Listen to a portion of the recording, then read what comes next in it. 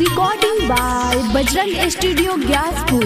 जवन जवन सोचले हमरा ही आगे छाउरी बैसन हमारा साथे कुछ ना भेल। अरे जवन जवन सोचले हमरा ही आगे छाउरी बैसन हमारा साथे कुछ ना भेल।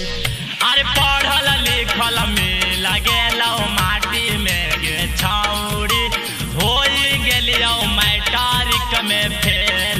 अरे पढ़ल लिखल में लगेलो माटी में गे छाउरी होई गेलियो मैट्रिक में फेल। मैट्रिक में फेल।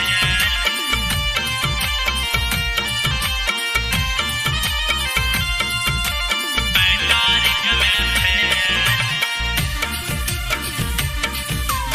म्यूजिक बाय चंदन विकास।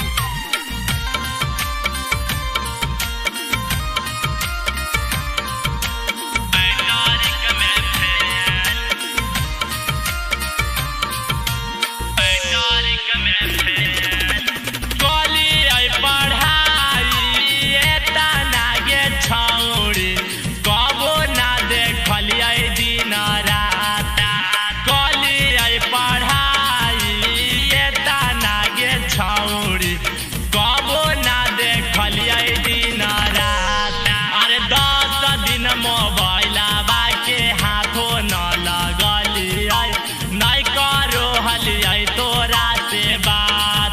अरे 10 दिन मोबाइल के हाथों न लगलिए नहीं करो हलिए तोरा से बात।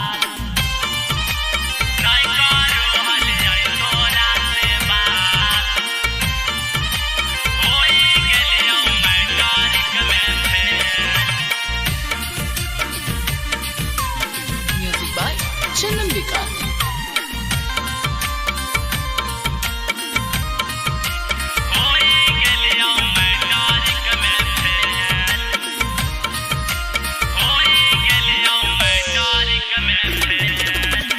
पूजा पाठ करो हलिए रोज भोरे भोर शनिचर के चढ़ाबो हलिए तेल।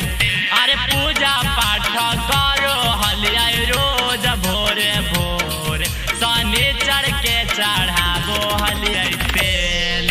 अरे राइटर राम सेवक मुन्ना पास हो गेल हमें कैसे भेज गेलिए फेल। अरे राइटर राम सेवक मुन्ना पास हो गेल हमें कैसे भेज गेलिए फेल।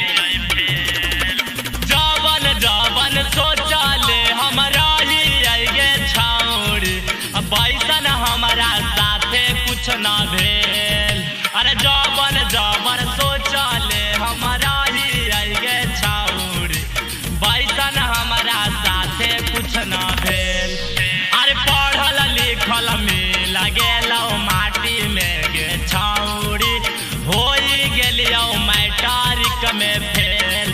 अरे पढ़ल लिखल में लगेलो माटी में गे छाउरी होई गेलियो मैट्रिक में fail. Recording by Bajrang studio Gyaspur.